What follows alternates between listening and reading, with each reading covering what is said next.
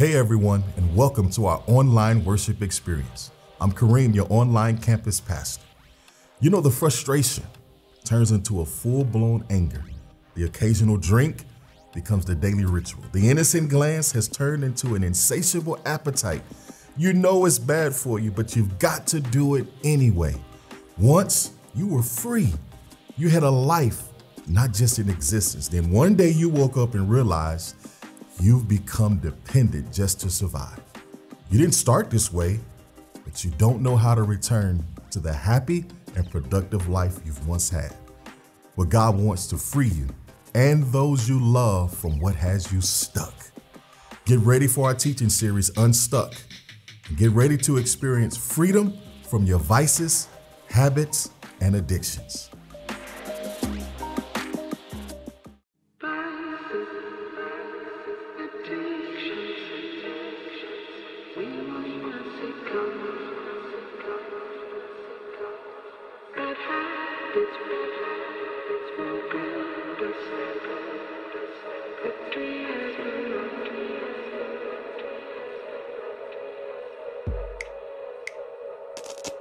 Vices, addictions, we will not succumb. Bad habits won't grip us. Victory has been won. Unstuck, unstuck. Time to get unstuck. Unstuck, unstuck. Time to get unstuck. Hey, good morning and welcome to part 6 of our 7-part series, Unstuck. I want to welcome every Calvary congregation, Irving, North Fort Worth, Arlington, Dallas, Latino, North Carolina, and those of you joining us online. We're so glad that you're with us today. You know, this past weekend, I made available Calvary Church's 2018 annual report. You know, every year we produce an annual report that for many at first glance may seem like a sterile booklet of financials and figures. But at Calvary, we know that this booklet represents something so much more greater than numbers on a page. Because for every number recorded, there's a name behind it. Every name has a story. I would love for you, church, to review this report at your leisure. We've made it conveniently available for you. You simply type in your web browser, calvarychurch.cc/annual-report, or you can pick up a hard copy at your Calvary location. Now, warning, today's teaching is about money, but you can relax. Guys, you can release the vice grip you just put on your wallets. Ladies, you can relax the bear hug you just wrapped around your purses. We aren't going to talk today about the church's money. Instead, we're going to talk about your money and how God wants you to get unstuck financially. You know, in this Unstuck series, we've dealt with freedom from vices, addictions, hurts, bad habits.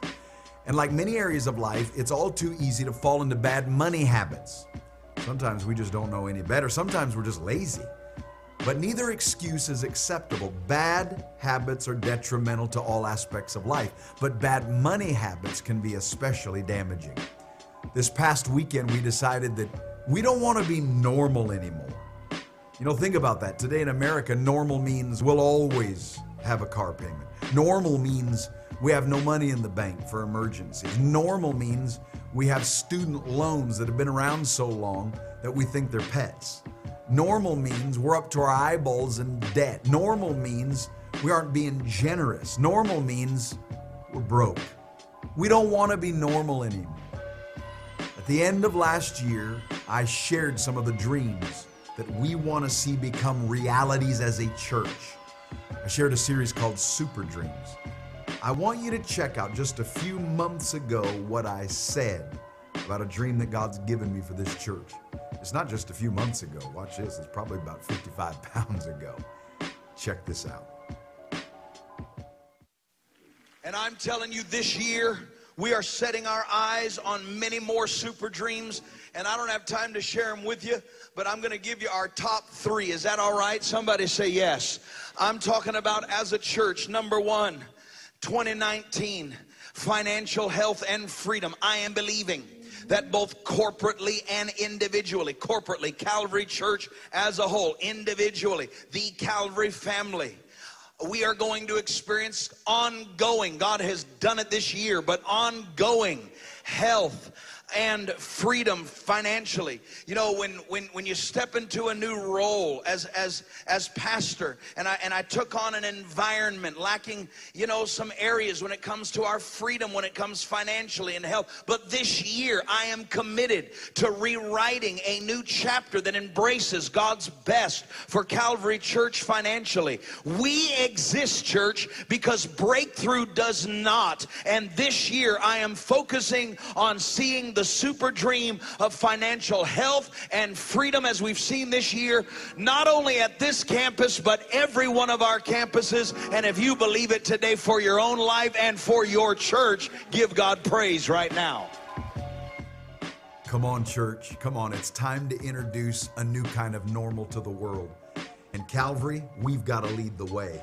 It's time for a change, and that change starts right here, right now, for our Calvary congregations. It is time to get unstuck in every area of our life. It's time to get unstuck financially. So are you ready, church? After the responses I received last week, I feel it's especially necessary that we spend just a little bit more time this week at all of our locations on this issue. I also want to take a little bit more time to talk about our Unstuck 90-day financial challenge that we are on together as a church family. A church that's unstuck financially trusts God completely, and that trust is based on this word: contentment. I want to talk about the characteristics of contentment today at every Calvary location. Do me a favor, come on. Put your hands together and let's welcome, come on, today's teaching pastors. Well, come on, 11 a.m. While you're clapping, give Jesus the best praise. You've given him all day long. Come on, he's the reason why we're here. So good to see you. Thank you for being with us. We are glad that you are in the house. We are continuing in our series called Unstuck, and Pastor Ben just mentioned it a moment ago. Today we're diving in talking about this word, contentment. Contentment. You know, contentment is a bad word in today's consumer-driven culture. Believe it or not, church, we are living in the most marketed to culture in history. The average American sees over 3,000 commercial messages a day.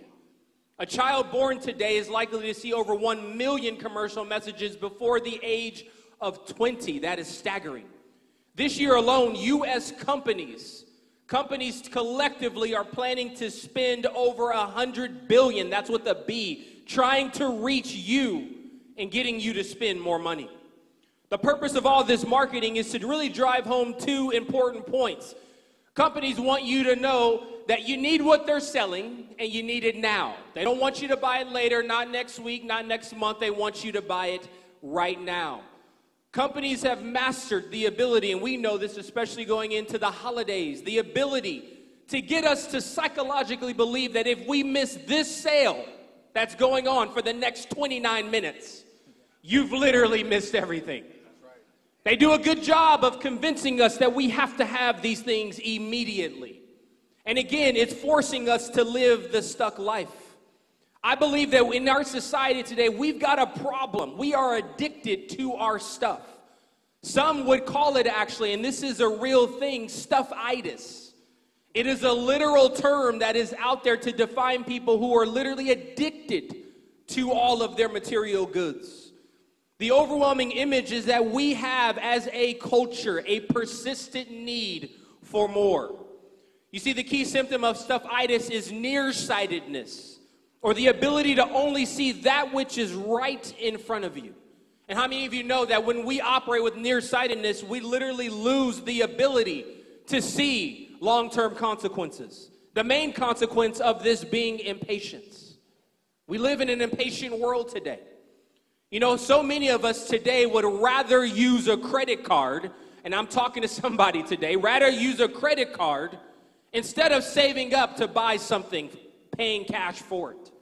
Some of us today, instead of trusting God, or even like our grandparents or parents have done, wisely done, I might add, would work another job, maybe earn a second living to be able to buy that piece of item or that car or that home that they're wanting to grab.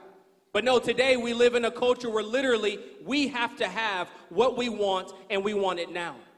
We are living in the microwave age, and let's not forget that. We're living in an age of instant gratification. No one wants to wait for anything. Matter of fact, we are overwhelmed with options. You walk into a store, you expect, I want what I want, the way I want it, the color I want it, and I want it now. And for many of us in this digital age, we want it with only pressing a few buttons to get there. So let's get real practical about this and talk about a breakfast classic. We're going to talk about Pop-Tarts. Come on, somebody. Pop-Tarts were the rage when they came out. They were the rage when we were kids, and they're still the rage now. But how many of you know Pop-Tarts recently added microwavable instructions on their box? Now, see, when we were growing up, we would stick Pop-Tarts in the toaster. No questions. But now, just recently, I was in the store with our kids, and I about lost it seeing this. They had